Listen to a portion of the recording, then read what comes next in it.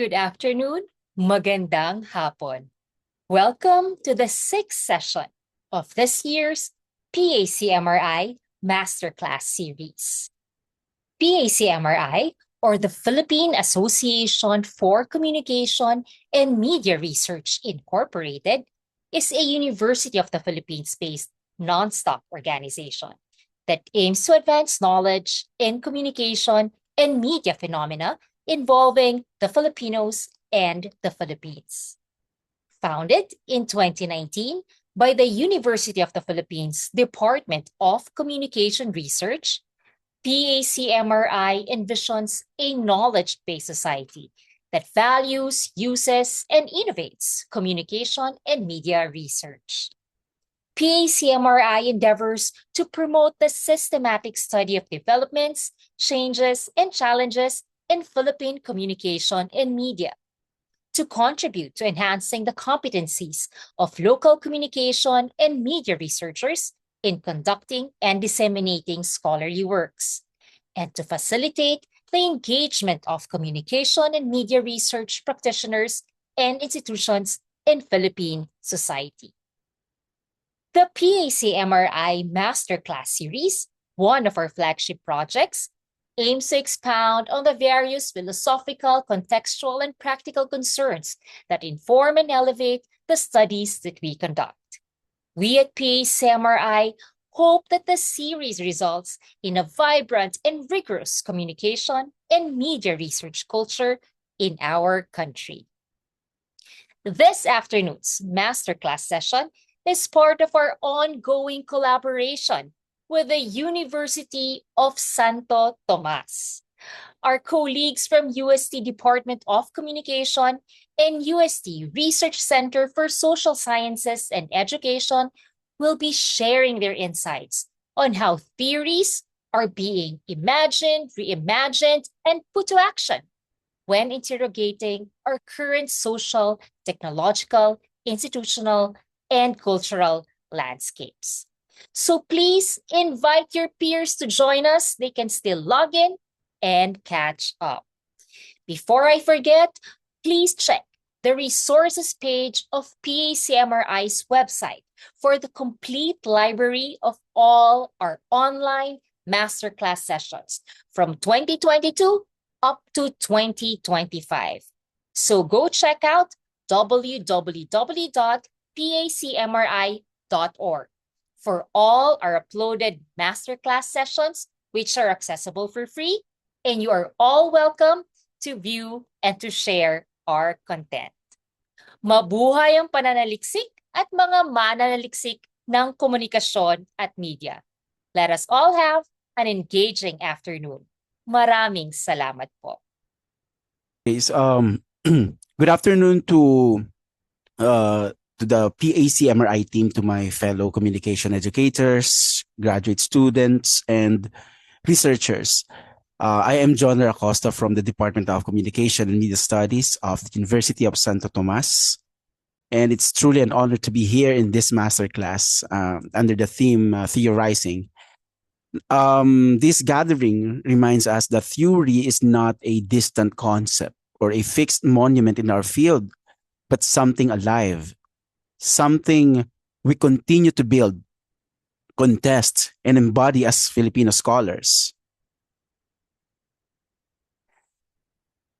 This afternoon, I'll be sharing insights from my master's thesis entitled Ang Pagkataong Biracial Pinoy Through Kapwa, Pakikiramdam, and Kagandaang Loob as Self-Presentation Strategies on YouTube.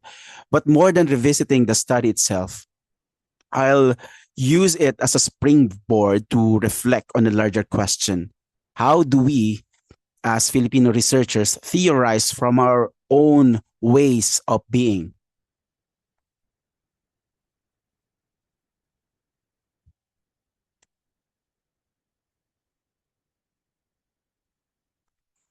In the social sciences, theory often carries the weight of Western intellectual authority. We are trained to cite thinkers like Goffman, Foucault, Hall, or Butler.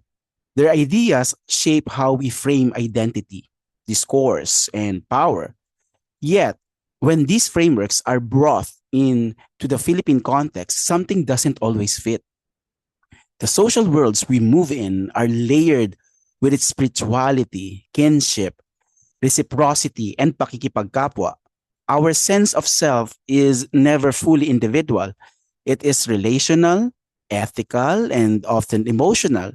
So when I began studying how biracial Filipino YouTubers perform and negotiate their identity online, I realized that simply applying Western theories would only explain the surface. It could describe the what of self presentation, but not the why, not the deep moral and relational rhythm behind Filipino communication. And that realization led me to rethink what it means to theorize. Theorizing, I realize, isn't only about citing grand frameworks. It's about building a lens that truly resonates with our lived reality to create concepts that feel at home in our context, in our language, in our relationships.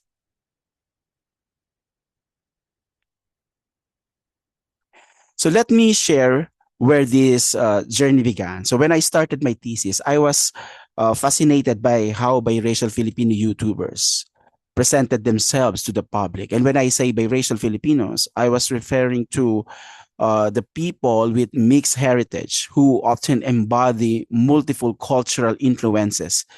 So at first, I used the usual frameworks, the Goffman's presentation of self, the ideas of self branding, authenticity, and performativity. And they helped me see patterns. But something still felt off. The narratives of these creators were not about self promotion, they were about connection, the longing to belong, to relate, to be recognized as Filipino, even amid cultural hybridity. And when I watched their vlogs, I sense empathy and care. They weren't just performing to gain followers, they were reaching out, negotiating shared meaning with their audiences. Their humor, humility, and sensitivity reminded me of the cultural sensibilities I grew up with. And that was the moment I turned to Filipino personhood theory, specifically to kapwa, pakikiramdam, and kagandang loob. And what I found was transformative, that these are not just cultural values, they are theoretical frameworks in themselves, living, breathing philosophies that could reshape how we understand communication.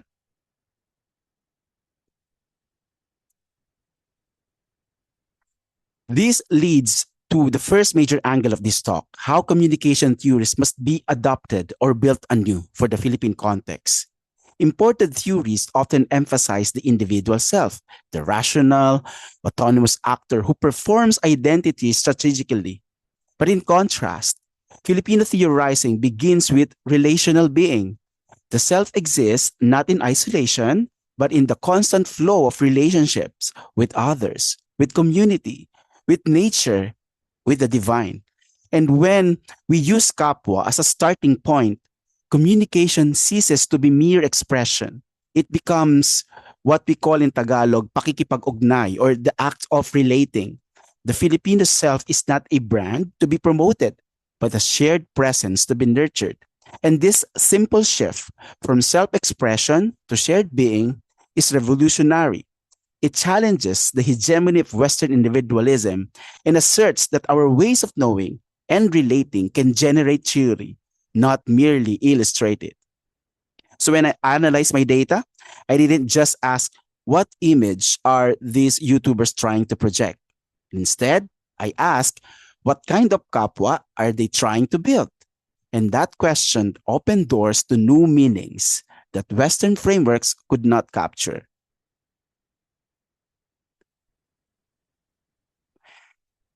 Kapwa, as Dr. Virgilio Enriquez described, is the core value of Filipino personhood.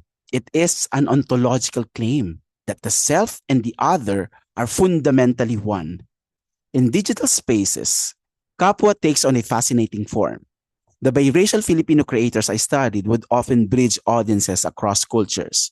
They would use Filipino phrases mid-sentence, share stories about visiting their lola or lolo, or express pride in local food and customs. And these gestures were not just acts of identity assertion, they were invitations into shared being. So when a vlogger says, kayo, relate ba kayo dito? Or ang sarap talaga ng lutong Pinoy. It's not simply rhetoric. It is actually a manifestation of pakikipagkapwa. It is creating recognition. And in that moment, the boundary between content creator and viewer collapses into kapwa or the shared self. This relational dynamic shows us that theorizing Filipino digital identity is not about observing representation from afar. It is about recognizing relational ontology, that the Filipino digital self is never solitary. It is always in relation. If kapwa gives us ontology, pakikiramdam gives us epistemology, a way of knowing. It literally means feeling with, but in our context, it is much more than emotion. It is attunement, the capacity to sense timing, tone, and subtlety.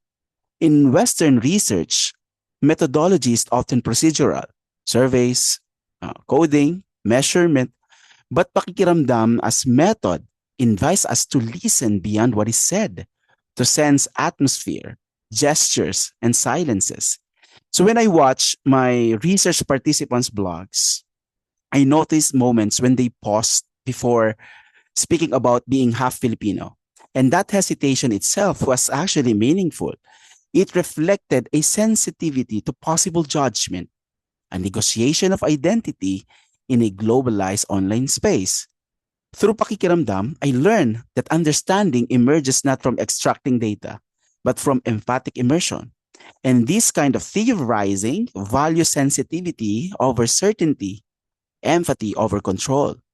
It is, in essence, a decolonial stance, refusing the cold distance of objectivity in favor of pakikipag-ugnay and pakikiramdam bilang metodo. Finally, kagandahang loob ties the framework together. It is often translated as goodness of will or beauty of soul. But as a theoretical lens, it describes the intertwining of ethics and aesthetics, of moral beauty. Digital media often thrives on spectacle and exaggeration. Success is measured through metrics. We have the views, the number of likes and shares. But kagandahang loob reminds us that in Filipino culture, authenticity is moral before it is performative. The vloggers in my study often prioritize sincerity over perfection. They apologize when they misspoke, they thank the viewers for support, and they shared personal struggles and used humor that uplifted rather than mocked. And these small gestures, though ordinary, revealed what kagandahang loob looks like in a digital practice. To theorize through kagandahang loob is to see beauty not as a visual appeal, but as a good intention made visible. It resists the algorithmic logic of competition and recenters communication as moral responsibility. In this way, kagandahang loob becomes not just a cultural trait, but a critical lens, one that unmasks how neoliberal ideals of self-branding can erode compassion and relational ethics.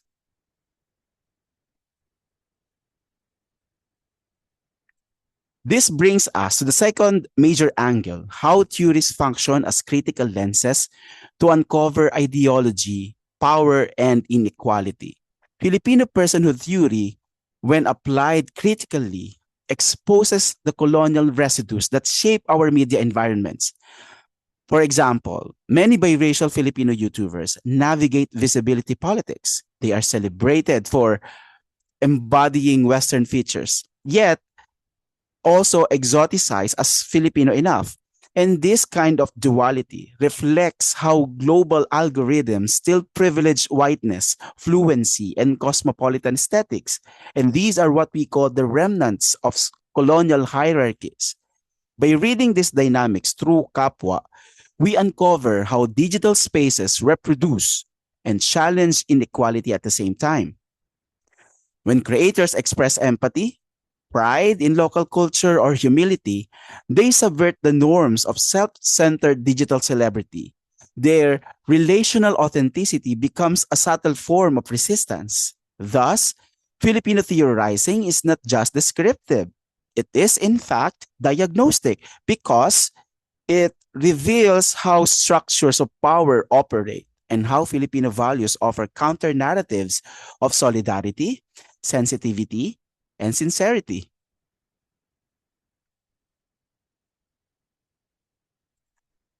Now let's move to the third angle, how theory informs research design and interpretation. My study used qualitative content analysis, but it was guided by Filipino theorizing every step of the way. So rather than approaching the videos as objects to dissect, I viewed them as relational texts, spaces where selfhood and community intertwine. Kapwa guided how I selected and observed content. I look for moments of connection, empathy, and um, cultural negotiation.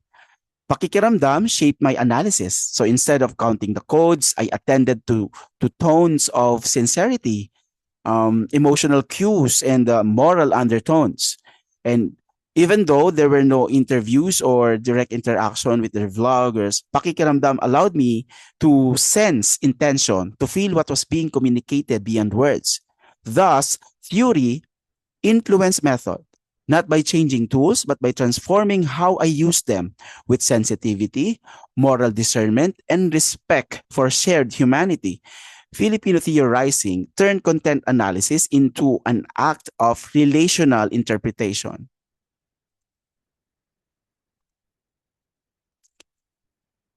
Theorizing also required me to look inward. So as I analyzed the vlogs, I saw myself, Filipino navigating between Western academic expectations and local cultural intuition. Reflexivity became part of the theorizing process. I began to see how my own pagpapakatao shaped interpretation. What I found moving, what I considered ethical, what I sensed as authentically Filipino. And this awareness was not bias. It was what I call relational honesty. In Filipino theorizing, reflexivity is not a methodological appendix. It is the heartbeat of research. It acknowledges that knowledge is co-created between the researcher and the participant. Hence, to theorize is also to humanize. It is to accept that every act of knowing carries a moral and emotional footprint.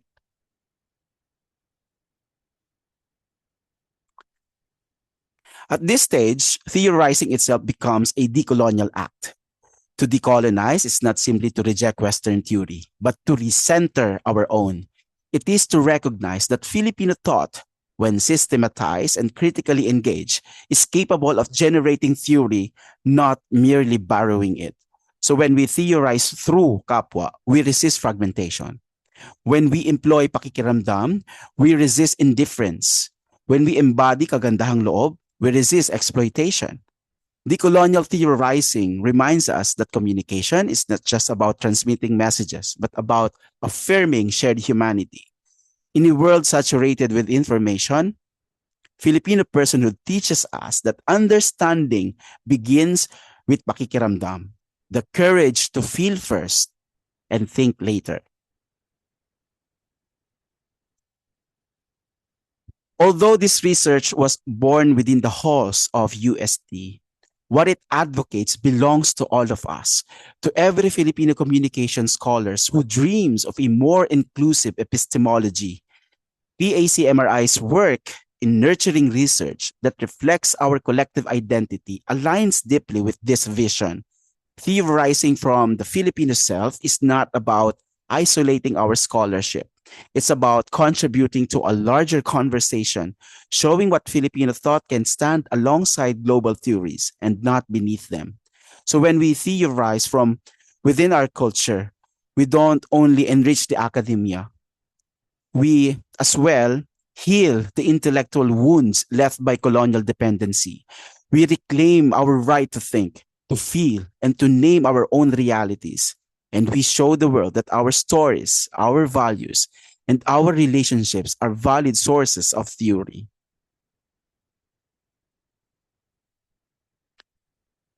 Allow me to close with a reflection that ties these all together. To theorize in the Filipino sense is to participate in the ongoing conversation of pagpapakatao. It is to sense the world not as detached observers, but as an engaged companion in meaning making.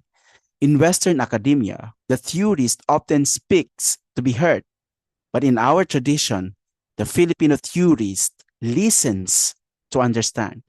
And perhaps the next phase of communication theory in our country lies not in louder assertions, but in deeper pakikiramdam, in sensing the moral, emotional, and cultural undercurrents that define who we are. Theorizing then becomes pakikipagkapwa sa kaisipan, an intellectual dialogue built on empathy, humility, and shared being. It is an act of care disguised as critique, and an act of critique rooted in care.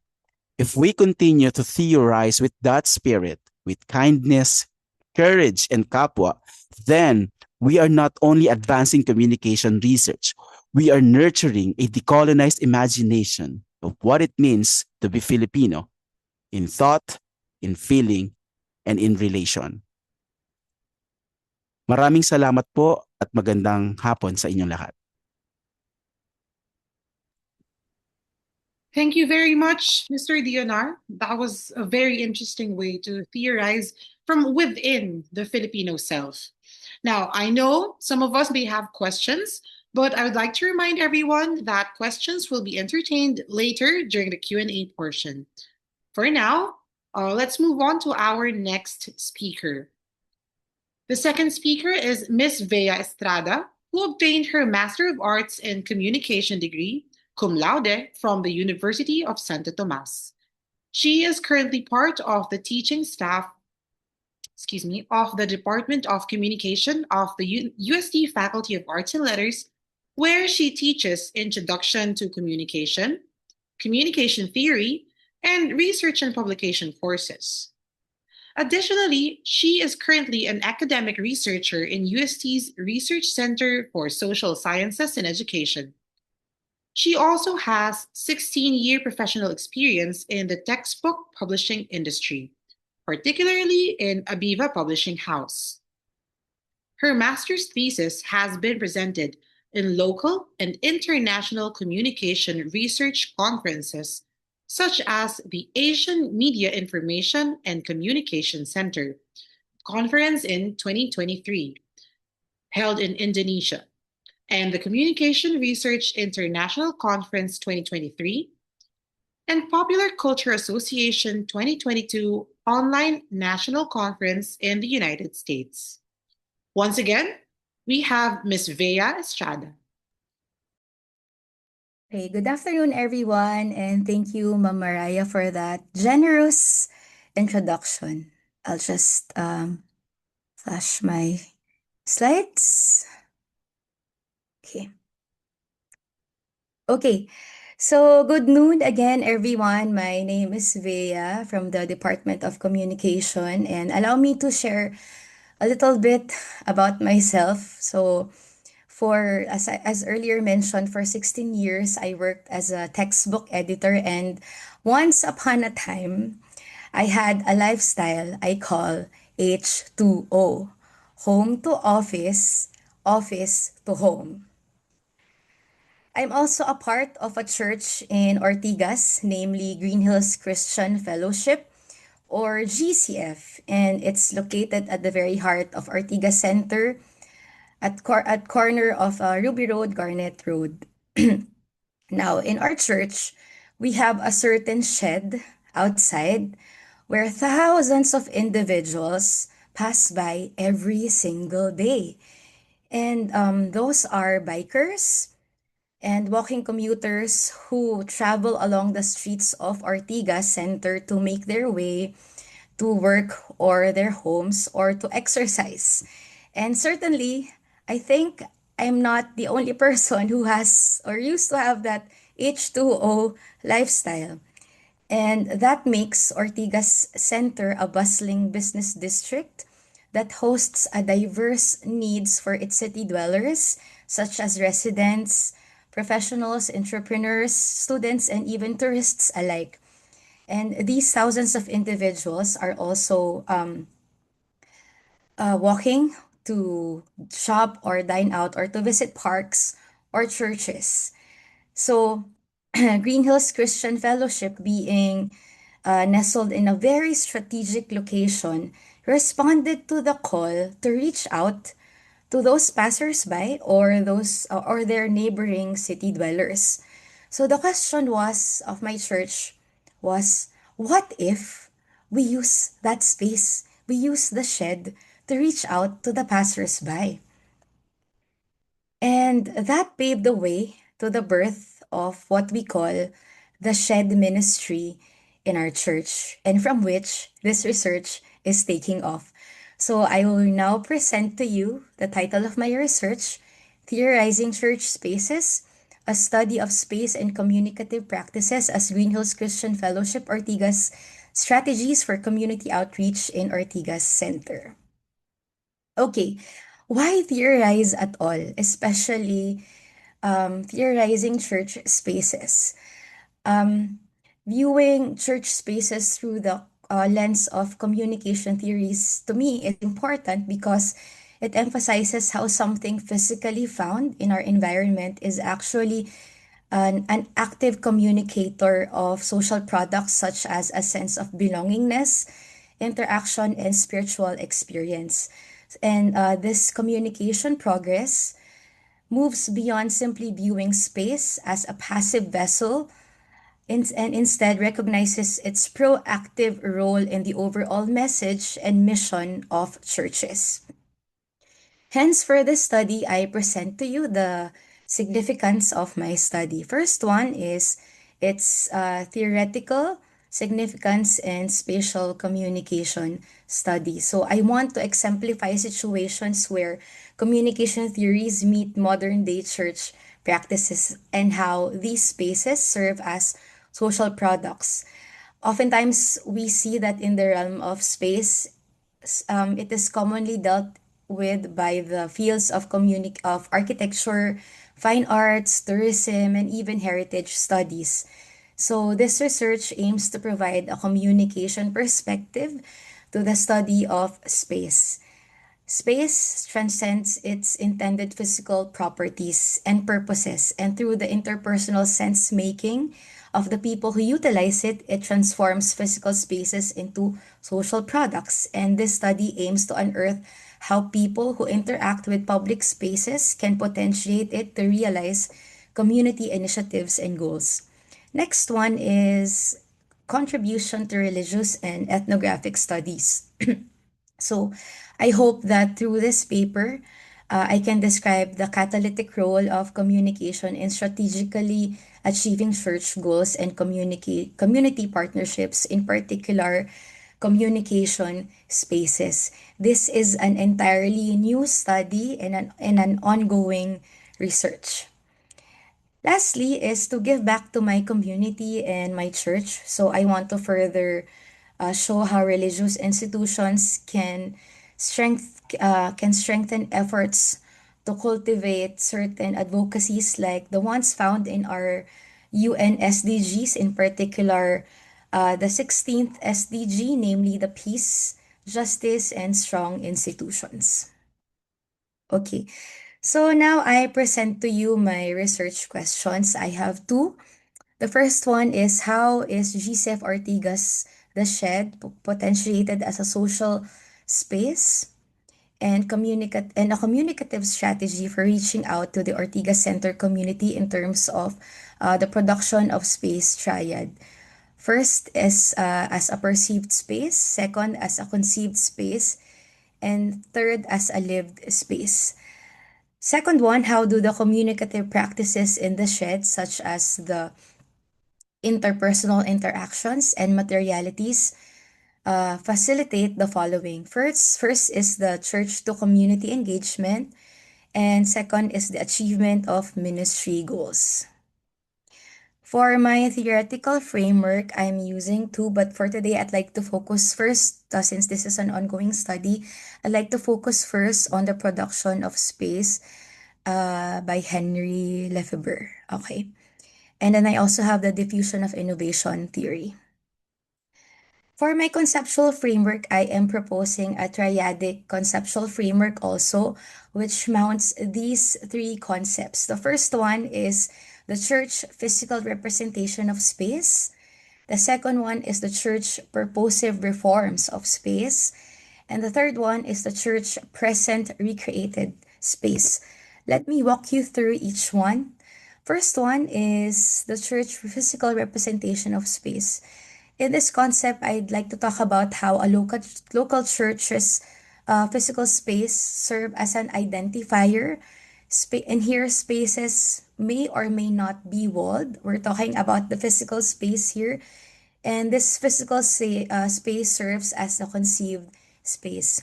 So from this conceived space being cast in, we develop a cognitive attachment among the people who visit this public physical space. It is able to cast in a cognitive attachment to and among its space users. And from this conceived space has the capacity to transform into a perceived space, and it is cognitive in nature. So, for example, from being a mere shed of a church serving as a walkway among passersby, it can be a routine, it serves as a routine walkway for people passing by every day. And from that routine practice, we can develop something more. Okay, next concept is the church purposive reforms of space. In here, local church volunteers graduate from the physical space to a lived space. So, local church volunteers offer innovative treatment of physical spaces, turning physical spaces as places of outreach. And in such way, we exemplify how a lived space is concretized in actual settings. So a once perceived mere space to be passed by turns to a lived space or as an outreach initiative and impacts the affective behavior of people being reached out to. The third concept is the church's present recreated space. So in here, from being a lived space that touches our affective domains, it can turn into something routinary or some a communal routinary usage of space that eventually can turn into a community building platform. So communal routinary usage of space, both for example, a church like GCF and passersby serve as a perceived space or like a daanan in Tagalog, from communal to personal. So people might think there's something for me here if I pass by here. And in return, community building takes place when routines happen. So lived space or outreach to perceive space, which impacts behavioral response, is evident at this stage. Okay, I started working also on my review of related literature, and I'm uh, amazed by the wealth of information that I found out. But to organize my review better, I followed a thematic organization of my topics. So to present, I'm just gonna give you an outline of my topics and a brief background of each of the components of my outline. So the first component is communication and space, the metaphorical function of religious spaces. So the traditional paradigm of religious communication has shown how doctrinal beliefs and practices was primarily transmitted through face-to-face interactions in sacred spaces. So that means we're talking about the physical churches, synagogues, mosques, temples, and other places of worships. But today, materiality such as the provision of religious printed materials such as religious texts, books, or even newsletters is also evident in on-site sacred spaces. Additionally, today, online spaces serve also the purposes of on-site religious spaces. We saw that during the pandemic, when we see people having prayer time together online or holding online Catholic Mass or online Christian services or prayer gatherings. So another component of my review of related literature is the spatial practices and purposes of religious institutions. So here, I found out several studies that talk about the Catholic Christian practices, Islamic practices, evangelical Christian practices, and how these certain practices are able to draw people in through their spaces or their intended spaces for worship. So we're really revving up about spatial communication here. Now, moving forward, I'd like to also talk about my review of related studies that talk about spatial communication production in the Philippines. So I'm glad I was able to find out studies about Baguio sidewalks and vegan as a heritage and women and marginalized Filipinos using spaces abroad. So there are studies of how some OFWs make use of spaces in order to build their communities there, how they can network together as a Filipino community, and how even here in our local areas, regions like in northern regions like in Baguio, how certain sidewalks can invite tourism and show tourists how life is like in Baguio. And the last two portions of my RRL include spatial communication purposes among Filipino communities. So I found out that capitalism and, for example, night markets, heritage, and education serve as reasons for Filipinos to make use of spaces or potentiate spaces they have to benefit them along the way. And I also found out certain spatial descriptions in Asia. I wanted to do a global study, but I think it's better for me to narrow it down to local studies and studies about our neighboring countries in Asia.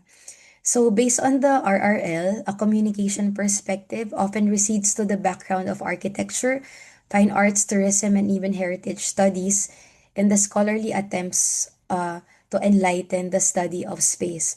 So, this shows that spatial communication studies in the Philippines center around provincial areas, but rare on areas here in Metro Manila. Hence, this research comes in to fill in that research gap. And personally, this is special for me because I love cultural studies, and I always say this to my students, you don't need to really fly out of the country to experience intercultural communication. Even here in Metro Manila, just by, for example, going to Green Hills, for example, you're a Christian, you're a Catholic, you'll see different denominations in Green Hills. You'll see restrooms there that are intended for our brother and sister Muslims themselves. So it's I think it's high time also for communication scholars to open their eyes and utilize a communication lens in viewing how religious movements are right now in Metro Manila. Now for my methodology, I am presenting to you this graphic organizer. So this is how I am currently gathering my data. First of all, this is a pure qualitative study and I'm using ethnographic methods to gather my data.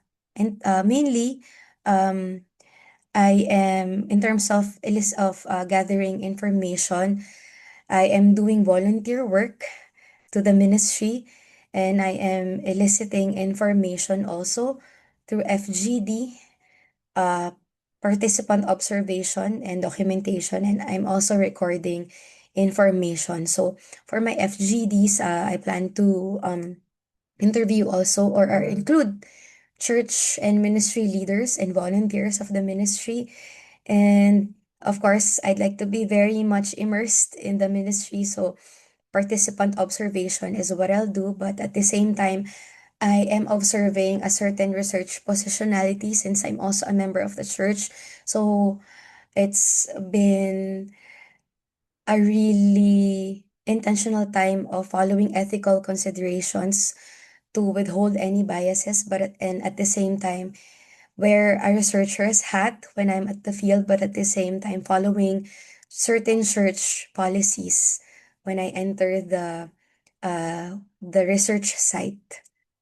And I'll be also using documentation like photo taking and journaling, all these within on-site ethical boundaries. So, what are some interdisciplinary perspectives and prospects? First one is social integration. So, like what I said, based on the RRL, it's really time to allow communication perspective, um, to see, allow communication perspectives and viewing other social disciplines as well. So this will help people in the future draft plans and strategies altogether. So, for example, business management and entrepreneurship also. Another perspectives and future prospects that can come out from this study is the future spatial communication study. So, like I said, space is a social product and vice versa. So, I see also how this study can contribute to diasporic studies, describing Filipinos creating and using space to have a sense of home and community. Like, for example, our OFWs in Hong Kong, Pinoy food trucks in European markets. So, hopefully, by theorizing or coming up with a framework of how spaces can be utilized by local Filipinos that can be transferred to other contexts, even outside the Philippines. So, spaces and its catalytic role in church and communities. I have a partial data here. So, for example, for the first research question, as a perceived space, the church has launched the Ortigas Community Worship. So, it's a weekly or a routine Wednesday service going simultaneously with the shed ministry. So the physical space of the shed also as a conceived space continues to be an on-walled space. Al fresco po siya. So to be able to identify the ministry itself, signages are put in place, but those signages are being held by people. So, for example, how are you doing? The free snacks and coffee are being banners are being held by people, and also the physical layout have been empowered also by putting in place chairs and tables for passersby to be invited and to sit down for a cup of coffee. So, space has been used for welcoming non-members of the church and people from other faiths. Prayer time, sharing of gospel by reading gospel tracts are put into place also, as well as Bible sharing or sharing of conversion of their Christian stories are seen every time the ministry is being operated every Wednesday. So that's it for me today, at least for now. I hope to be able to be given a chance to share with you the entirety of my research once it's done. So thank you everybody for listening. Thank you so much, Miss Vea. We'll move ahead to the third speaker for today. Sorry. We have Dr. Ronnie Pangan.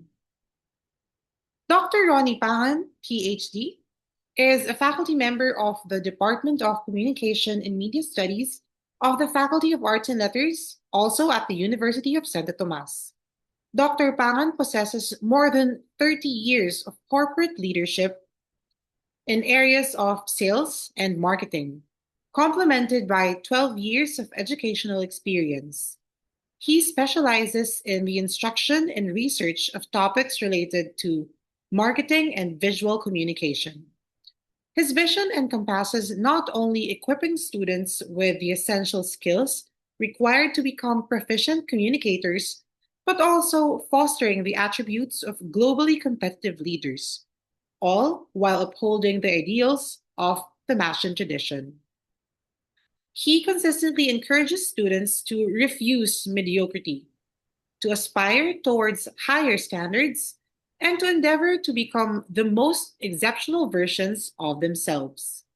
We are privileged to hear Dr. Ronnie talk about applying marketing communication theories when conducting studies to manage and evaluate messages, consumer expectations, and responses.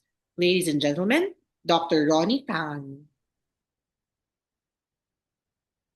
Thank you very much, Mariah, for that introduction. No? As I said, we have more than 30 years of experience in the fields of sales and marketing. And I've been doing this for over 13 years now. I mean, teaching. And this presentation was brought about by that experience in teaching. I mainly specialize in marketing communications.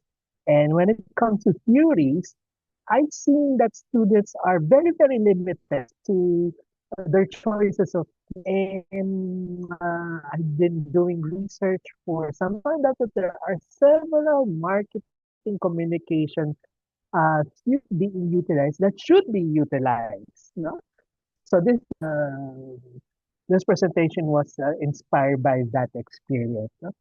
So let me presentation. Before that, while I'm sharing my presentation, I'd like to apologize. Na I've been sick for almost 2 weeks, fully healed.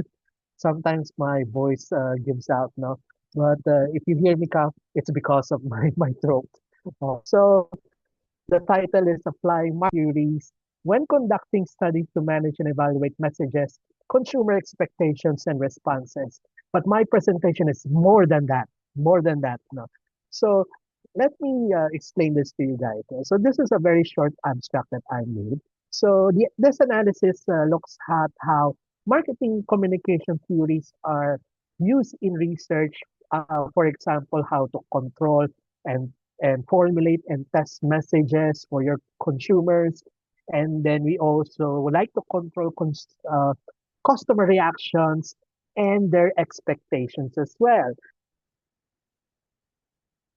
So the presentation talks about real-world methods like pre and post testing, segmentation analysis, and other advanced measurement scales that look at how marketing messages work and how they affect variables such as customer satisfaction, loyalty, and even perceptions.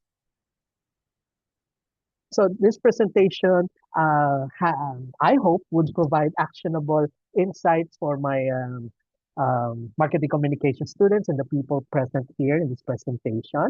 And we'd like to use this theories to advance scholarly comprehension in the field of marketing communications, which is definitely very dynamic, and it is changing the whole landscape of media nowadays.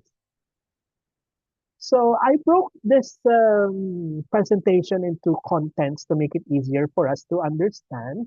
And this is the way, I based it on the way how campaigns are made, how advertising campaigns are made. So first of all, I'd like to introduce to you guys some key examples of the very common marketing communication theories and models, as in very old. But I'd like to introduce to you guys also some very new but unused theories in marketing communications, which I feel is very essential.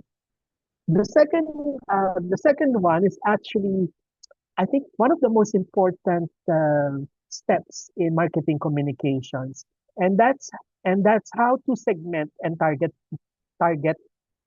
your target markets. No, most especially how to use marketing communications, how to segment and target your markets. The number three, we will do a modeling we will model the customer journey and behavioral intentions. Number four, we will learn how to use marketing communication theories to manage messages, expectations, and reactions from our consumers. And then number five, in number four, we're doing managing. We have to do testing in number five. We have to test messages, expectations, and reactions if we are achieving our objectives. Then number six, we will use marketing communication theories to determine the best media channel. No? I don't think a lot of people in the industry know how to use these theories in order to choose the best media channel for them. No? Although they've been doing it, but they don't know the theoretical background of those actions. Number seven, we will use marketing communication theories to develop creatives for campaigns. Number eight, I'd like to concentrate on this model, which is the facet of effects model, which is severely underused, but it is very, very complete for any student in any researcher in marketing communication.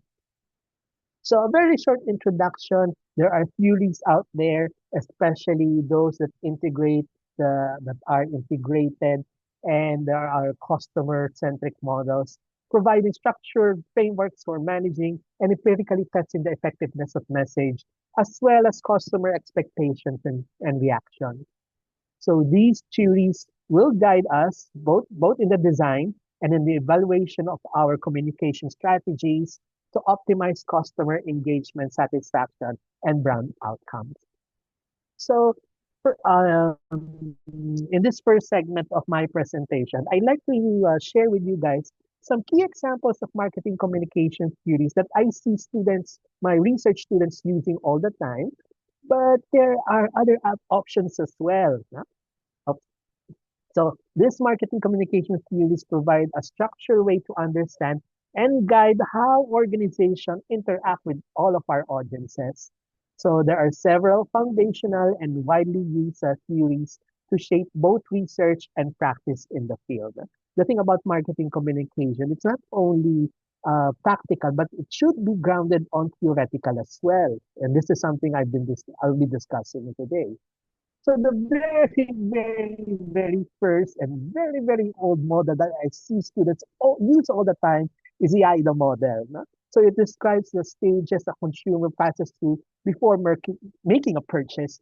But as I've told my students, my research students, many, many times that this is very incomplete. It is very old. It is non-comprehensive at all. No? I'm not saying that we should not be using the AIDA model altogether. No, it's not like that. There is a proper way to use the AIDA model. No, it's quite old, but we have a way in order to use it in a more modern setting, which I'll be discussing in a little while. That's the good news about the AIDA model. The next one is also a very common model, but I think until now it's very, very effective. It's called the hierarchy of effects model. No? So these are the steps that a consumer goes through, which starts with awareness and goals all the way down to the purchase. And it is a sequential step that most of us go through. And this model guides campaign objectives and message strategies. That's why it's very, very useful until now. The third model that I'd like to show you is IMC, or Integrated Marketing Communications Model. In essence, we can describe this model in one word, and it's synergy. No matter how many different number or types of media that you use in your marketing communication activities, it all boils down to synergy. No? So everything from sales to advertising to PR to sales promotion, all of the different types of marketing communications, no, will all say the same thing. That is what IMC is all about. IMC is all about. It's a synergized message. The next very common theory that I encounter with my students is called communication-based relationship marketing. No? So this focuses on an interactive two-way communication that helps build long-term communication customer relationships. No? So this is often used to describe customer loyalty and how to build long-lasting customer relationships, which I think is very important, of course, to any type of business. No? We want a long-lasting relationship with our customers. No? And this is applied in customer engagements, no? And brand loyalty programs. Next up is the contingency theory of channel communications. So the model that you see here is the base model. Contingency theory is actually used in all manners of disciplines, not only in marketing communication, but whatever type of business it could be also applied in. And in this case, it's applied in channel communication. Yeah.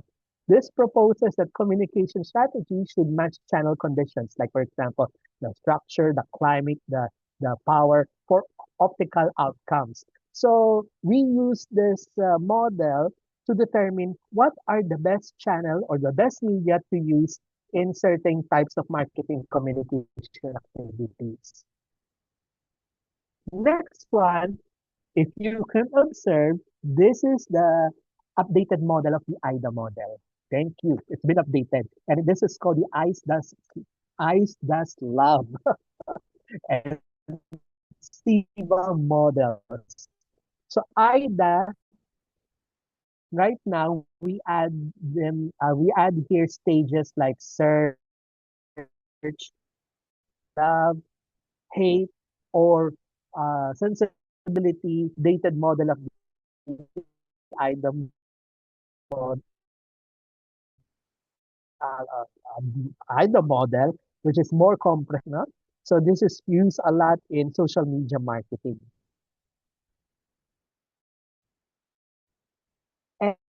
And, well, I cannot emphasize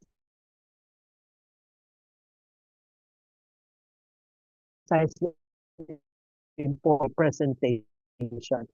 This is called the facets of study. We don't know how to get the issue the student, and it's perception, persuasion, and behavior, but by majority of people. Okay. My types of theories. So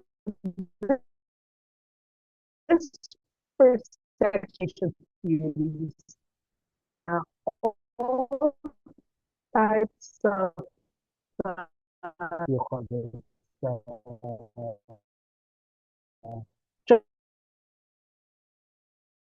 strategic and marketing communication is covered by strategic is to properly identify markets are why a lot of money. And I think we all know how expensive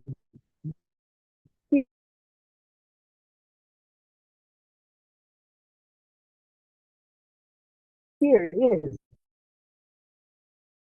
It's very the company. That's why the so marketing community identifying the correct assuring the campaign talking to the wrong target audience. You're wasting millions and millions. First,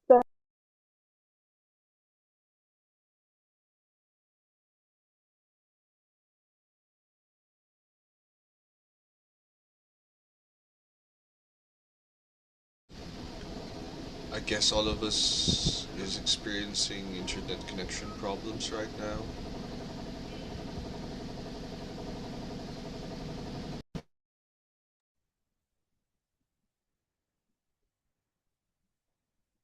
Hello? Yes, I'm sorry, Ross. I think something wrong with my internet. Okay. Intermittent internet. Sorry about that. I'm back. Okay. Let me share my presentation again. So I was talking about theories in determining who your correct segments and target markets are. No? There are a number here. Both of us have been doing this professionally, working in management agencies. But we do not know the type of I am surprised because the first series segmentation, targeting, and for doing anything else. And I won't go through the full table, want to bore you, but I tables with you, so this could be a guide for you guys in the future. So it will identify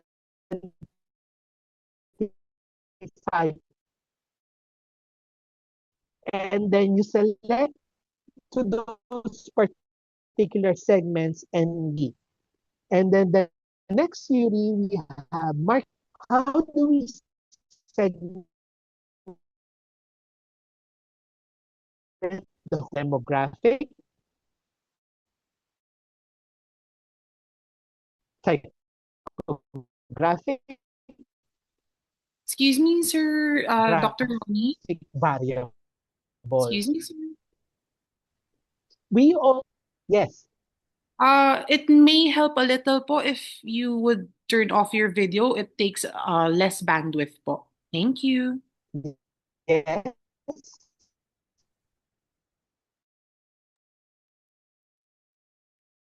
It may help po if you would.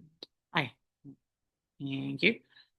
For now, let us move with the last speaker, and we will get back with the talk of Dr. Ronnie if the internet connectivity allows.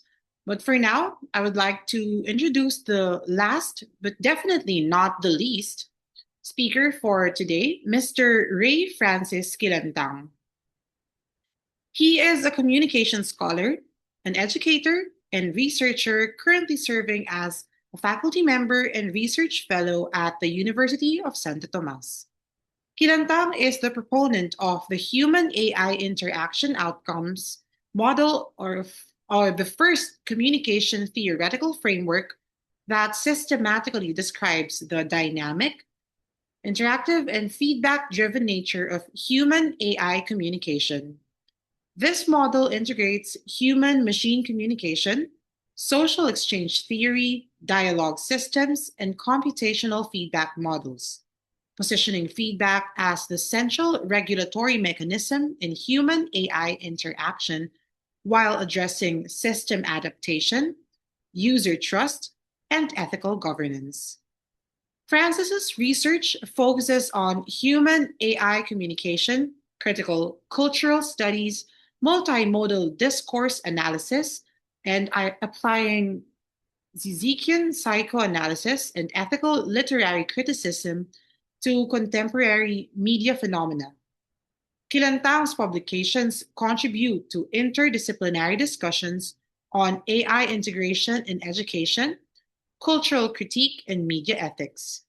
With over a decade of experience in academia and the media industry, Francis has worked as a news anchor, producer, and technical director, bringing practical insights to his theoretical and pedagogical work. Francis has presented at national and international conferences and actively mentors students in critical, ethical, and culturally grounded research practices. Through his scholarship, Francis advocates for developing responsible, adaptive, and user centered AI communication systems grounded in communication theory. He aims to advance interdisciplinary research and policy on human AI interactions in the Philippines and in the global context. Ladies and gentlemen, Mr. Ray Francis Kilantang. So, can you hear me? Is my audio clear? Yes, Okay, sir. thank you. Okay, so good afternoon, everyone. Again, my name is Ray Francis Kilantang from the University of Santo Tomas, and today I'll share how I came to develop the human AI interaction outcomes, or what I call high IO model. This is the first communication grounded visual framework describing how humans and AI communicate.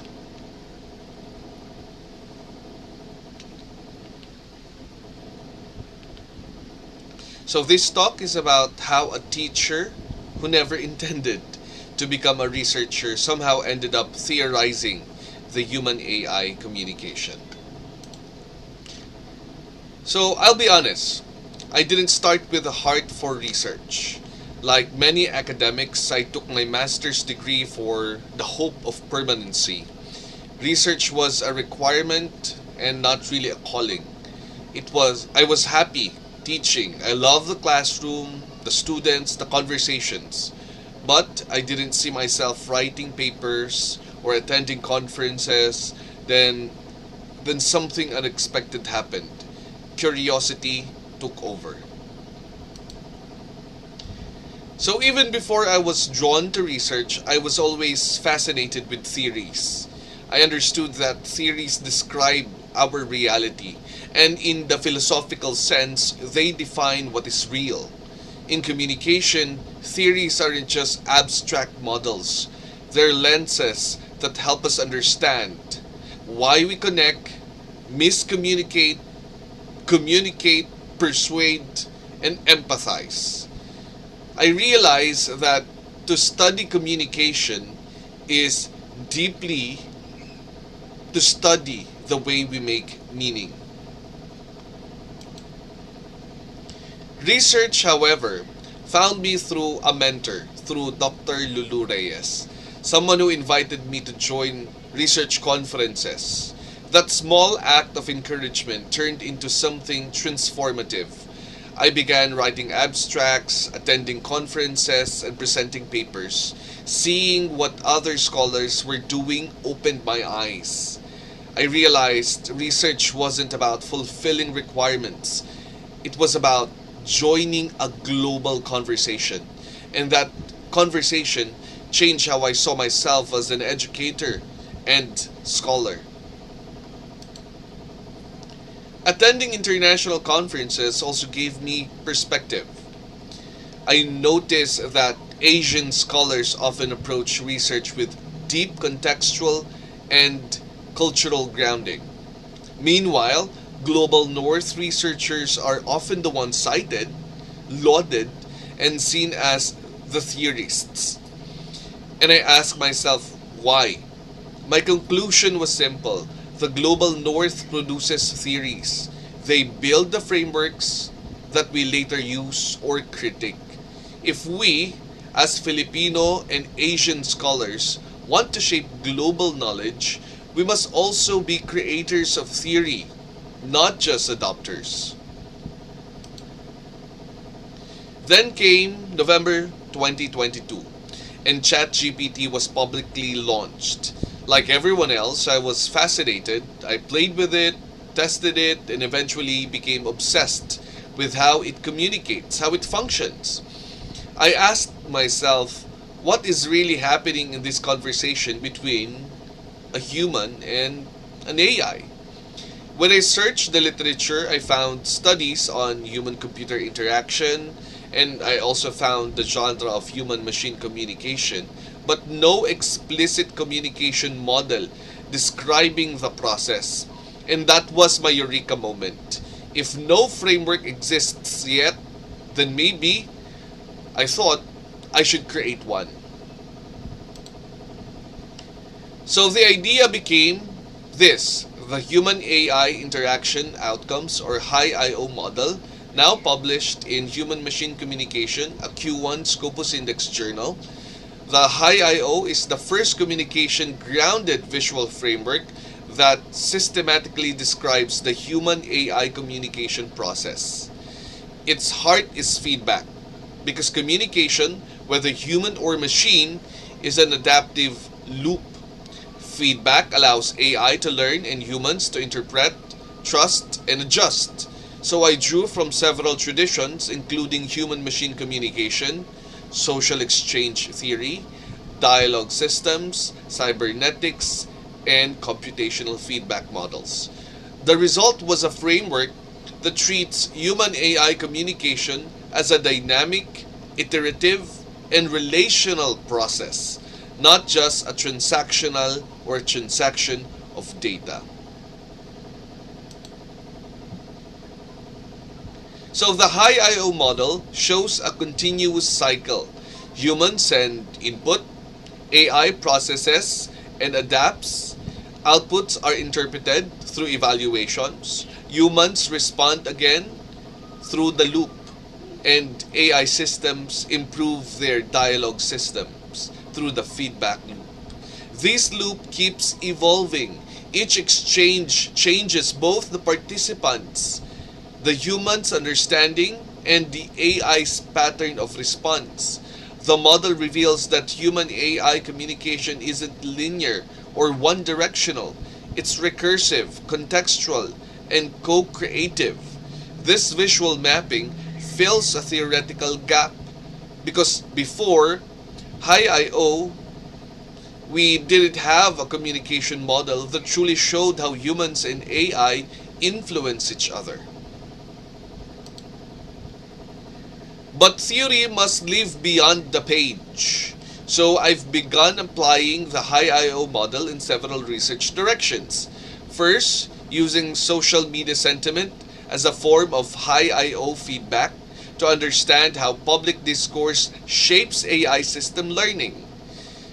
This is already in press. Another in press article is developing a co-reflexivity model for writing with AI, studying how human creativity and AI output mutually evolves. Third, examining student, and this is an ongoing research, examining student and faculty perceptions of using AI for academic work, where I would like to map trust, ethics, and dependence. And in the future, I have some work in the pipelines. I would like to use high I/O as a critical theory as well to analyze films like The Matrix, Bicentennial Man, The Creator, and I'd like to explore how human AI interaction transforms both beings. If you have watched The Bicentennial Man, the robot played by Robin Williams was strange, and eventually he fell in love with the daughter of his master. The same goes with The Matrix, the encounters between the humans and the machines. I'd like to explore that using my model as a critical theory. What I want to emphasize is that theory becomes powerful when it becomes usable. The high I/O model is not just a concept now. It's a framework for empirical studies, a lens for cultural critique, and a bridge between post-positivists and critical paradigms. It shows that communication theory can adapt to the challenges of AI, and it can come from the global south by remaining grounded in feedback, ethics, and human meaning making. That's what theorizing is: translating ideas into tools that others can use, question, and expand. Let me leave a few reflections. Theorizing doesn't begin with genius. It begins with curiosity and courage. You don't wait for the perfect question or the perfect data. You start when you see something the world hasn't seen, hasn't yet named. Creating theory isn't arrogance, it's academic intellectual contribution. Scholars understand human experience, so I tell my students, why not dare to question these theories? I didn't begin this journey as a researcher, but through the process of theorizing, I discovered that research isn't only about writing papers. It's about rewriting how we understand reality. The high I/O model is one way of doing that. It reminds us that the space between human and machines is not just technical, it's communicative, it's ethical, it's profoundly human. Thank you very much.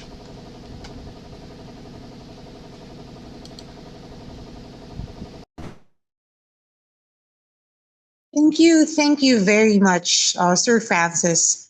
Now, we would like to open the open forum section. I'd like to call once again Dr. Jeremiah Opiniana to moderate the Q&A portion. Thank you very much, Madam Manangkil. I apologize for the mix-up earlier. Since I'm in a borrowed space, I'm still at the Department of Migrant Workers, and the personnel here have graciously allowed me to use the place until the end of the webinar. And thank you very much for to the presenters for the ways that they attempted to theorize and see if the theorizing uh, can empirically work or not.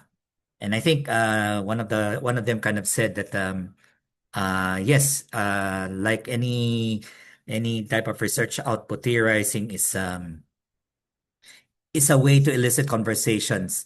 And of course, for the longest time, the communication discipline has been making those reflections. As I had said in the introduction earlier, as early as 1983, the Journal of Communication uh, posted a special issue on the communication discipline, and that included theorizing. Then subsequent issues followed, similar to that 1983 special edition titled "Ferment in the Field." And now we are in an era wherein we're trying to learn how the scholars can give us lessons on steps to theorize, whether it's mechanical or whether it's it's too technical given the nature of the topic and the discipline or disciplines covered, and even probably one of them kind of did it. What they did was to combine a bunch of theories, not just not just internal to a discipline, but also combining insights from others. Because anyway, that's how communication theories evolved in the first place. They came from other scholars from other disciplines, and then they carry into communication, and then they left. And then that's why the criticism in the old days that communication does have its own body of knowledge. Nevertheless, as the decades have evolved, we have seen how the communication discipline tried its best to, at first, the Robert Craig's paper to really have traditions. And now we have come to the point that we continue to theorize, and this time it's time to de-Westernize, to not really become too Western centric and have a global conversation of how communication related phenomena happen in any part of the world. So at this point, allow me to pose questions, and thank you to Ms. Manangkil, to the four presenters that she received. And I will post them on the chat box. I will also read them. Just a moment, friends. Just a moment. Okay. I'll post them first in MS Word, and then this will be a long chat reply. So thank you for your patience. So here it is. I will read the questions being forwarded. Oh, it's more than 1,000. Just a moment. I'll start first with the first three presenters. Just a moment. Just a moment.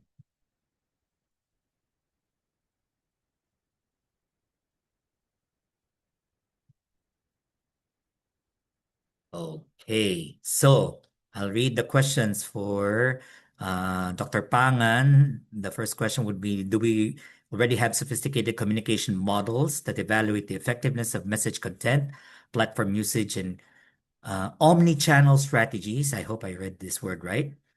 The second question for him is, for marketing communication studies, where do qualitative studies and critical theories lie in the age of partial least squares structural equation modeling? This is a specific inferential statistics second level that looks at the relationships between and among variables. It's a technical thing to discuss at this kind of an event. The question number three for Dr. Pangan is, how can we negotiate ADA or the new version of it, given that the digital landscape positions consumers anywhere on the path to purchase? Meaning you can start with an immediate purchase and then work yourself backwards to interest and awareness or any other permutation of ADA. Okay, so that's for Dr. Pangan, and then I'll read the rest. For the newlywed, Vea Estrada here, is there potential to extend your study to digital spaces of evangelism? How can that be factored in future research? For the doctoral student, Jonar Acosta, question number one, for biracial Filipinos, were there any identity intersections that played into your analysis? Because, for example, are Filipinos with mixed heritage from the West, such as Philams, more preferred over those with mixed heritage from I say the global South. So this is South-South migration, such as Filipinos who went to India and became Filipino Indians, or Filipinos who went to Pakistan who became Filipino Pakistanis. So that's for Mr. Acosta. Now for the Mr. Kilantang, just a moment, I'll post it because the chat group has a 1,000 word limit. This is for Francis. Question number one. ABS and TV5 announced yesterday that they were in dire financial straits. I think I know who asked this question. Earlier this week, JP Morgan removed 250 analytics positions in the country. 5 months ago, Inquirer restructured and the newspaper closed and it's now wholly online to strengthen its fiscal position. How can we confidently say that we are moving alongside AI and not against it? That's the first question for Francis. And the second one, the paint company Boysen recently released the Mama Mo Blue jingle, which was AI generated. Within a day of backlash online, the brand and agency took the video down. How can we argue for AI in content generation when it's just as expensive as producing campaigns from scratch, and when consumers have an aversion towards AI content? So I'll give the order in this way. So given the order that the questions were presented here in the chat box, so I'll start with Dr. Pangan, followed by Vea, and then Jonar, and then Francis. Hi, thank you, Dr. Jere. Can you hear me now? So sorry about that. I think there's a problem with Globe. I think I'd better turn off my video for now, no? But I'd like to address those questions. The first question was if there are models that could address modern day expectations like that, no? And the answer there is yes. It's actually in my presentation that I wasn't able to show. There are machine learning and AI generated models that could actually, and even the classical models like the facets of effects models, CIMC models, a lot of models and theories out there that could explain the question in number one. I'm sorry, I forgot the whole question. But there are existing models and theories. Unfortunately, the students are not aware or not exposed to those kinds of theories. Yeah? And the quality of works that we have in marketing communications right now, I guess it's severely lacking, I would say. That's why we have to turn to the global studies and find out what they're doing. No? But the good news is there are models and theories addressing those kinds of issues nowadays, most especially that we have AI generated content. AI generated data, AI driven data. Okay. The second question, I'm sorry, the second question is, I believe, was the IDA model, the second or third, that we address the IDA model. No? Now, as I said earlier, the IDA model is very, very old. Yes, consumers still go through those stages, but not all of the consumers go through those. No, most especially if we're talking about, I forgot what's the term for that, impulsive buys. No, we are aware, and then we jump to letter A, the action. There's only AA and not IDA. So there are impulsive buys like that. So not all buys go through the IDA model. But as I said earlier, the IDA model is still very useful nowadays. It can still be used. But how do we use it in a modern setting? We apply it with other theories. Like, for example, we have, I have an example here in presentation that I wasn't able to show. It's called the technological impact model. So the IDA model, together with the technological impact model, you could use those as backgrounds for your theories. No? Do not use IDA by itself because it's so old. So you could use a partner IDA with another existing theory. That's how you use IDA model nowadays. Or better yet, don't use IDA at all. Use the facets of effects model. That's the model that I was showing earlier in my presentation in the last part. Unfortunately, I wasn't able to show it. But if you do your research on the facets of effects model, everything is there. Everything from the creation of strategies, objectives, all the way down to creatives and even evaluation of your campaigns. It's all in the facets of effects model. And most especially, if your students are looking for variables that they need to use in their marketing communication research, it's all in the facets of a text model. Okay, I wouldn't say it's really modern, but it's underly used facets of a text model. Now I can share my presentation to show you guys what are those variables under each facet of the facets of the text model, and you'd be surprised. It's so complete. Okay, regarding I'm sorry, Sir Jenny, what was the third question again? The third question, just a moment. How can we negotiate the IDA given the new version of it? Yeah. And then the rest, it's in the chat box. Yeah. Okay, let me check the chat. Yeah, I'll read it. How can we negotiate IDA or the new version of it given that the digital landscape positions consumers anywhere on the path to purchase? Yes. Meaning you can start with an immediate purchase and then work yourself backwards. Right. So that's how I addressed that. I actually was talking about the third question, pala, not the second question. So I addressed that because the IDA model, as I said, is not complete. It could still be used, but you have to use it in conjunction with another theory. Okay.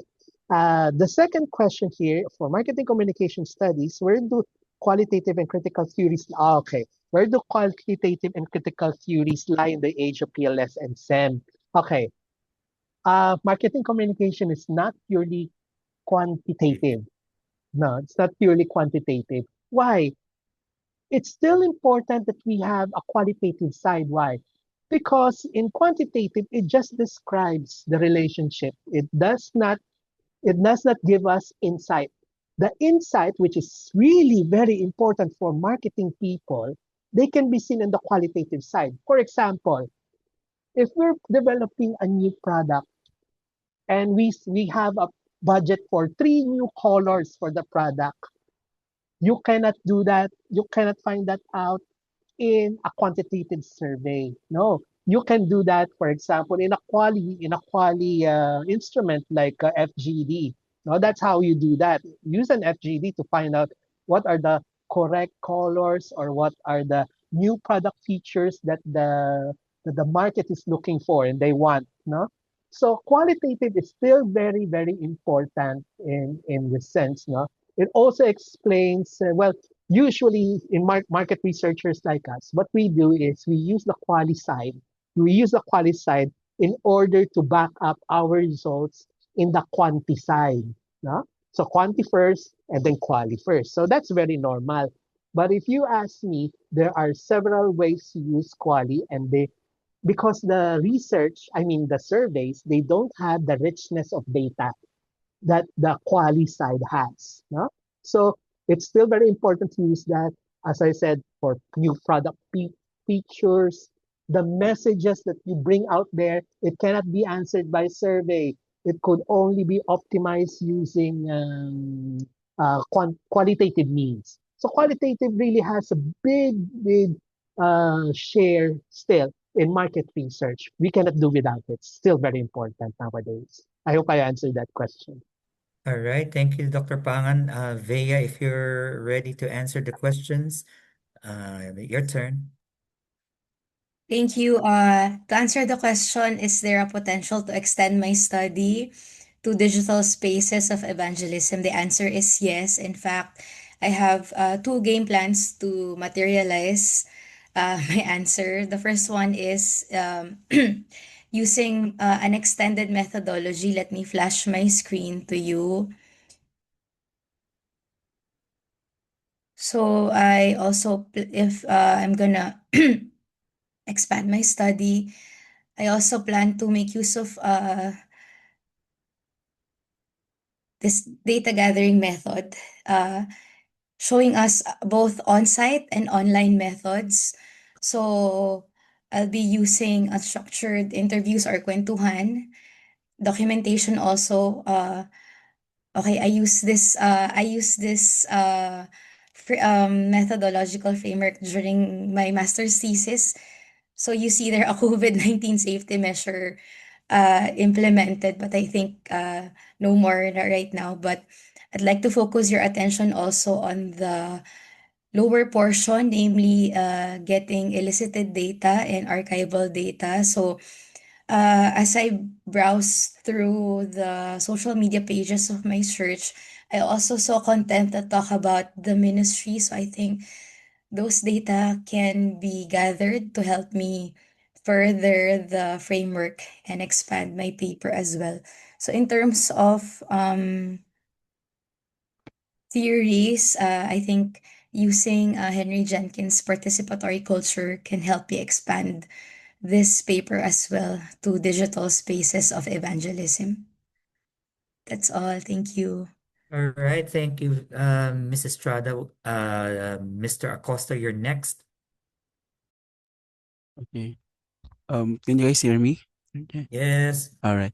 For my question, for biracial Filipinos, were there any identity intersections that played into your analysis? In my analysis, yes. Identity intersections really surface, and they played a significant role in how biracial Filipino creators are received online. So historically speaking, we can say that our media landscape has shown a preference for Western adjacent features. And that is something we inherited from our colonial past. Ito yung sinasabi ko kanilang residue of colonial hierarchy. Kaya mapapansin natin that Phil-Ams or yung mga Phil-Europeans, and in my case, sila Will Dasovich, sila Erwan Yusuf, they often gain quicker acceptance or visibility. Partly because they fit into an already romanticized idea of what is appealing or global. But what I found compelling in my study is that this preference only explains the initial attraction, and it doesn't explain why audience stay. The parang yung what level lang, but not the why.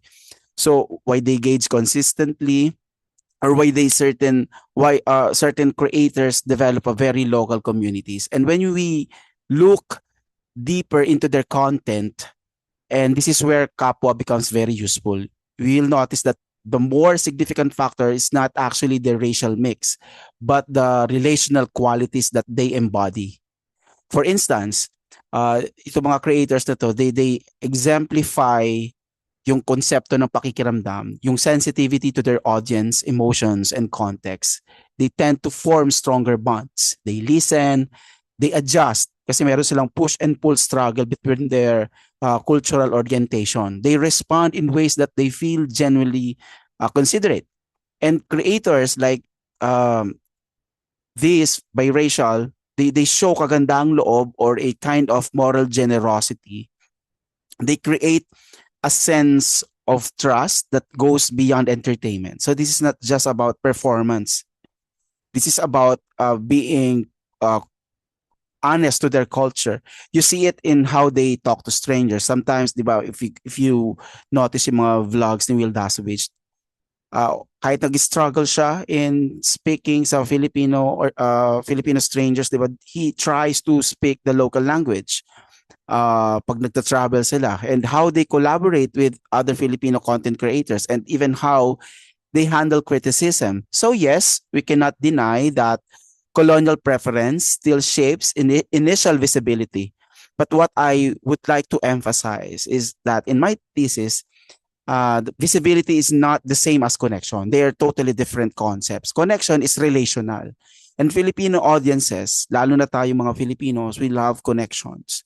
Whether consciously or subconsciously, we respond to creators who practice the concept of kapwa. Those who make these viewers feel that they are seen, they are valued and included. In other words, while race may open the door or magkaroon ng initial interaction with them, it's still kapwa that keeps people inside the community, the virtual community. The relational values matter more than the racial mix. And that's what makes Filipino digital culture unique. Sa sobrang unique niya, itong thesis na to became a turning point for me. So habang ginagawa ko po siya, I realized Now, what I'm actually trying to understand is not just biracial creators, but the deeper question of how Filipinos present themselves online through our own cultural lens. So in many ways, this became my springboard for the dissertation I'm planning to work to do in UP, because kapwa, pakikiramdam, and kagandaang loob as core of Filipino personhood theory aren't just findings. They are theoretical seeds. And I want to grow these seeds into a bigger framework that explains Filipino digital subjectivity in a more decolonial or more grounded way. All right. Thank you very much, Jonar. And finally, Francis. Yeah. Yes. So with the question, whether or how can we confidently say we are moving alongside AI and not against it? Uh, we, According to the data that I have gathered on social media sentiment, confidence is not there yet.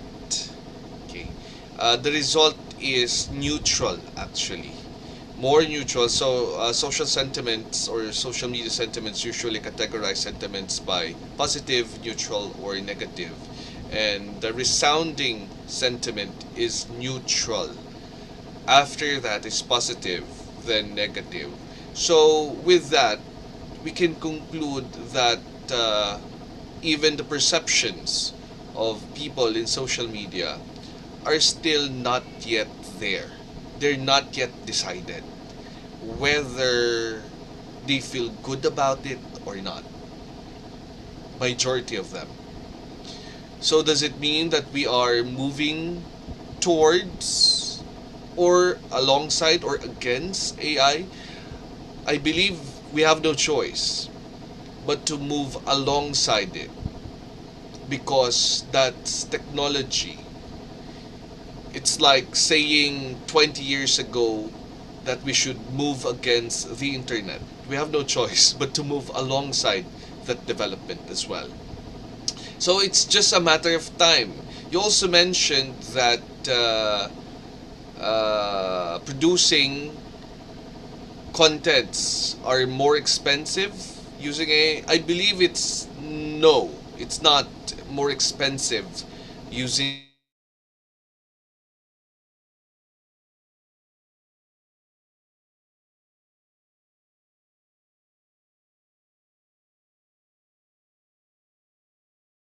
this AI. That's a lot of savings. Uh, for the second question, huh? How can we argue for AI content generation? Yeah, as mentioned, and as according to other feedbacks as well, and other contents, for example, in music, there are a lot of musics right now that was produced using Suno. It's an AI production software. But the thing is, if you are not aware that what you're consuming is AI, then the reception will be positive than negative. The aversion comes when people are aware that what they're consuming is AI. And yes, you may argue that contents are identifiable as AI for now, but there are even this is one of me and my wife's hobby. There's a TikTok channel to compare whether the video is AI generated or not. And more that we can't identify anymore what AI generated content is. So by that time that we cannot distinguish the difference between the two, and we are not aware that AI has produced that content, then acceptance will also be more on the positive side. So in other words, it's just a matter of time for us to accept these things. And I hope I answered that question. All right. Thank you very much to our presenters for answering the questions. I wonder if those who are in the room would like to orally ask questions. We have around 3-4 minutes left.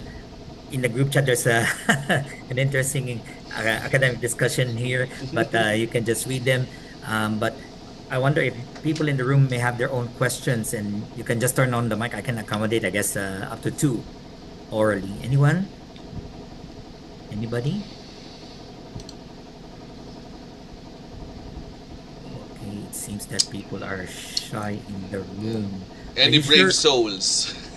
Anyone who are in the room? Yeah. I wonder if you have some Miss questions. Dane. Miss Sir Dane. Direk.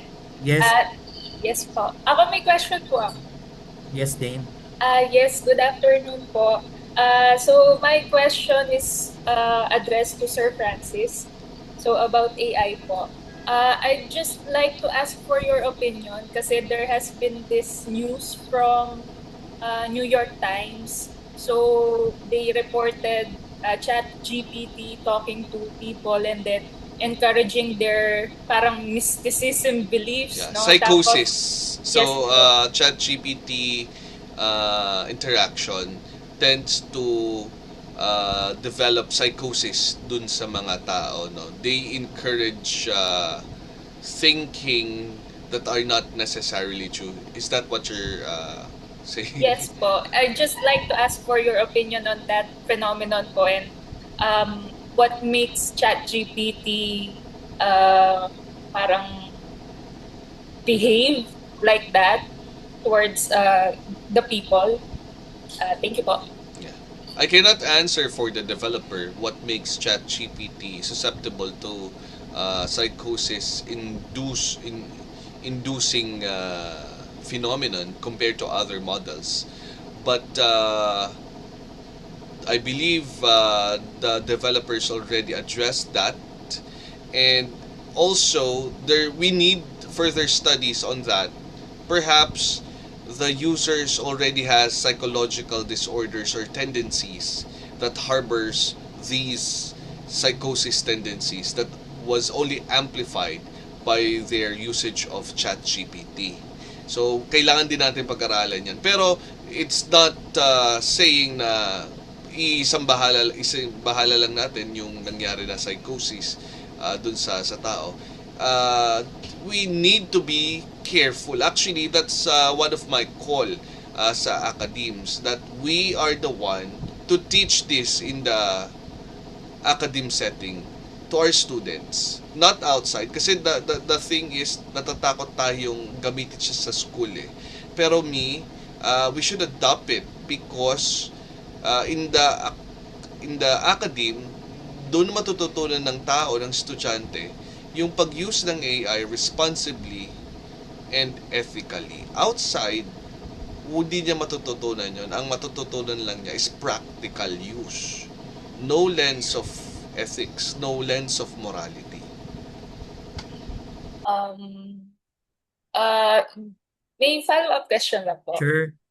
Doon po kasi sa content ng news po kasi na yun, parang one case study po nila, normal naman po yung yung tao, and then through interacting, talking with ChatGPT, although there have been siguro parang some instances in their life na medyo sad, pero hindi naman po talaga may psychological disorder or something po. And then, yung mga sagot po ni ChatGPT, puro encouraging po eh. So parang inaano nila yung imagination ng tao. And then eventually, parang talagang nag-convert or nag-iba na rin po talaga yung thinking ng tao. So parang there's this tendency talaga for generative ChatGPT, AI, na mag-encourage ng hindi ganun ka... Yes, that's why we need more studies, because as I've mentioned, it's just one case studies, meaning we cannot generalize because it's just a one case Hindi still. naman siya isa, But pero but yung- I again, hindi ko sa minamalit ngayon, but we need to explore this more para ma-address din natin how we can mitigate it and how the companies, how the developers can also address this. So we need more data, kaya it's actually a call for us to, kasi yun, for example, US context eh. How about the Asian context, the Philippine context? Susceptible din ba tayo doon? ano yung mga naging reactions din dito sa case use naman natin. By the way, top 10 users ang Philippines, ang Asia ng ChatGPT. Ganun tayo ka ka widely used yung usage natin ng AI. So, yun nga, hindi sa i-disregard natin yon. I'm just saying that it's a call to do more studies about it. Okay po, thank you po. All right. Are there any other questions? Probably one more before I try to wrap it up with the permission of the main moderator here. Anybody? One more question. Anyone? Anybody? Well, gone. I guess that will be is it. Okay. Let me try to make sense of of today's event. So I do not intend to have a Dr. Jere, yes, yes, Dr. Jere. yes. Oo. Joy, Dr. Ariola, okay. Dr. Ariola is acknowledged. just have first of all, I congratulate the members of our department, Dr. Pangan, Bea, Junar, and Francis. Francis for their wonderful presentation.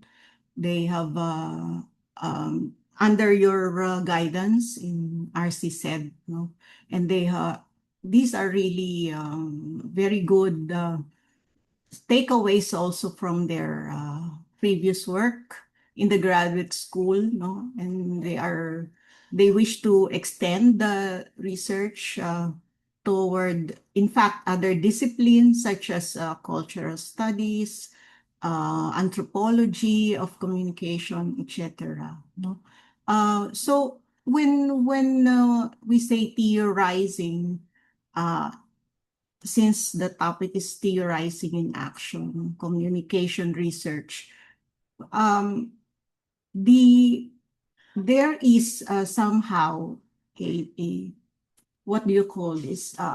As I have mentioned, perhaps it must be an ethical requirement for us to move out of the North American tradition, empirical, etc. That's the reason why I ask if there is, since UP is leading this, and I also learned it from UP, that anything we do is actually only toward the theory, not a theory, but toward the theory, because it's not going to be completed at all during our lifetime. So it's going to be a progressive action.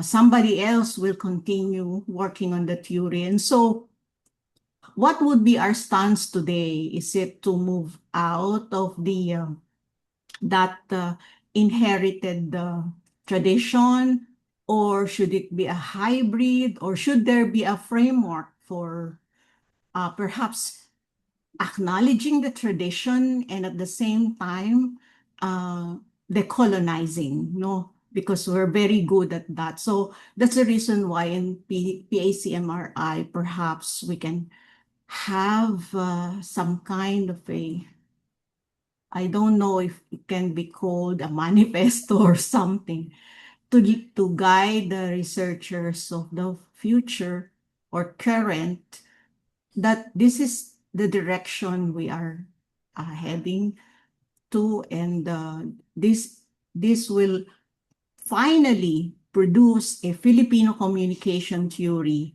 maybe not in our lifetime, but somehow we're working toward a communication theory. Yun ang aspiration talaga natin. Magkaroon tayo ng say dito kasi nga we are drowned by the North American tradition. So perhaps a working framework may be a project of the PACMRI, and the presentations of our colleagues from the department really warms my heart, no? Kasi alam ko na they are really working toward that, the realization of that aspiration. Thank you, Dr. Chair. Thank you very much, Dr. Ariola. Allow me, on behalf of the panelists here, to answer. And I think the presentations today help answer those, well, long time discomforts by scholars, not just in communication, but in other disciplines about being too white, too Western. And the Westernization, decolonization has been there. In fact, as evidenced by the presentations today, they are challenging it. So it seems that the template approach done, whether you call it ethical or not, the template approach is really to challenge the theory, to challenge the context of why that theory was developed, and to present something that is rooted from our context. And that is why they were able, at least in their very specific communication phenomena under study, they were able to challenge and challenging theories, not just technically, but also contextually and culturally, is, I guess, the next call for the PACMRI to do uh, moving forward, so that not only we can create a culturally nuanced Filipino communication theory that we have been longing for, but also to make that, and this is my personal view as a part of the closing statement as a moderator, to make that Filipino theorizing converse with the rest of the world. And well, of course, you may have a thing or two to say about Psikologiyang Pilipino, but in the psychology discipline, for example, they lumped it under indigenous psychology, which for others, isn't it ironic that you call it indigenous, but it's all psychology. It's just that it came from another context. So at least on that score, at least that discipline, so the Filipinos engage with the rest of the world. Because if you ask me, my dream, probably not in our lifetime, is to see how theories from different contexts converse with others, and then we develop no more West, no more East, nothing of that sort anymore. And then we just debate on theories as how they happen and how they may be nuanced in different parts. And my example there would be from journalism, if I may, just for 2 minutes. Journalism had studied what is called journalistic cultures. It's a way how journalists and media outlets operate in their context, given their roles, their ethics, and how stakeholders influence journalists. And that came out as a concept because the American model has been, again, proliferating around the world, but it's never going to work, not in countries like China or Vietnam or wherever. So there's this global survey, and the survey led to 4 typologies of journalism that may operate in different countries. So those typologies, we're not anymore talking about Western or Eastern. It's how journalism operates.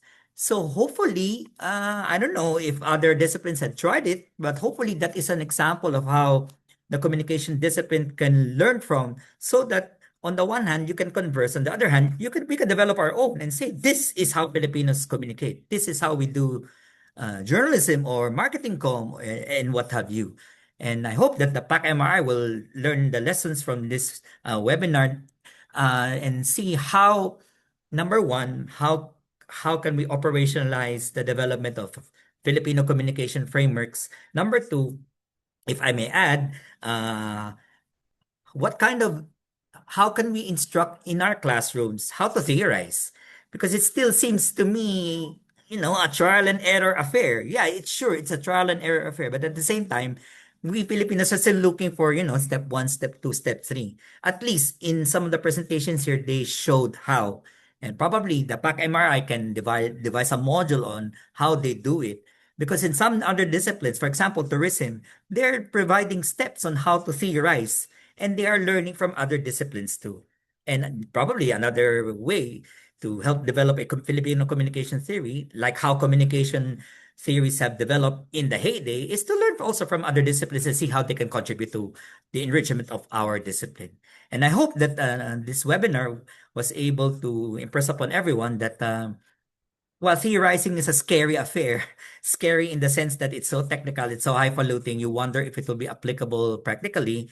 But it's a theory and practice affair that it can that theorizing can definitely help not just the theoretical side, but definitely on the practical side of communication. So That's what the presentations attempted to do today. It's the presentations, they are not perfect in their individual topics. You can engage in continued debate, but at least through this session, the university team here, and this is how the hard work of the four. I'm just the moderator here. The hard work of the four here is trying to steer a discussion to all of us on how can we challenge and present the cultural rootedness of our communication phenomena to a broader global audience and see what comes next, what will be the new exciting knowledge frontiers that are possible from this end. So on behalf of the presenters, so that's Ray, that's Vea, that's Jonar, and Dr. Ronnie, and the Department of Communication of UST, thank you very much for having us, and I leave the floor now to the main moderator. Thank you. Ms. Manangkil? Yes, at this point, we take the time to recognize the invaluable contributions of our resource persons and, of course, the moderator. PACMRI proudly awards the certificates of appreciation to our distinguished speakers. The certificate reads, the Philippine Association for Communication and Media Research Incorporated awards this certificate of appreciation to Dionar M. Acosta, Vea Estrada, Dr. Ronnie Pangan, and Mr. Ray Francis Quilantang in recognition of their valuable time and expertise as resource speaker for the masterclass titled Theorizing in Action, Communication Research at Work. This live event is held online and is part of the PACMRI 2025 Masterclass series, given this 5th day of December 2025.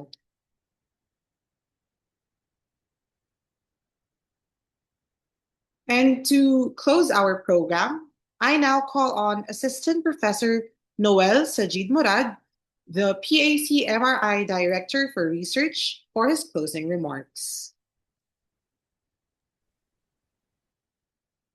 Hi, Raya. Can you hear me? Yes, sir. Okay. So, good afternoon, everyone. As we close today's masterclass, we are reminded that theorizing is not merely an academic requirement. It is, a matter of fact, the heartbeat of communication and media research. To the rich insights shared by our speakers from the University of Santo Tomas, Department of Communication, and the Research Center for Social Sciences and Education, we have seen how theory moves, grows, evolves, and transforms alongside the very worlds we seek to explore and understand today.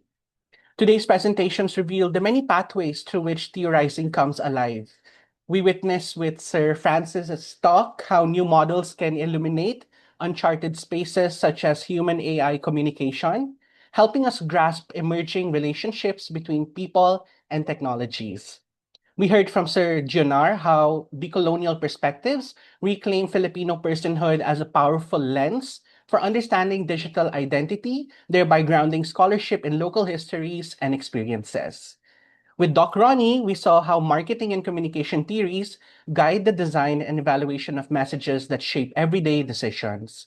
And finally, we were challenged by Ms. Bea to view space in its physical, digital, and hybrid forms as an agent of community building and meaning-making in culture. Together, these contributions from the University of Santo Tomas demonstrate that theorizing is both foundation and frontier. It anchors our understanding while also pushing us to imagine what has not yet been conceptualized.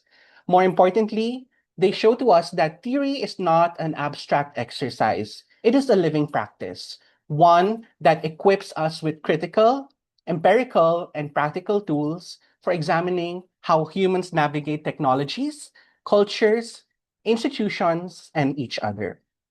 On behalf of PACMRI, we extend our heartfelt gratitude to our distinguished presenters, to our host, Raya, to our session moderator, Doc Jire, for their generous sharing of knowledge.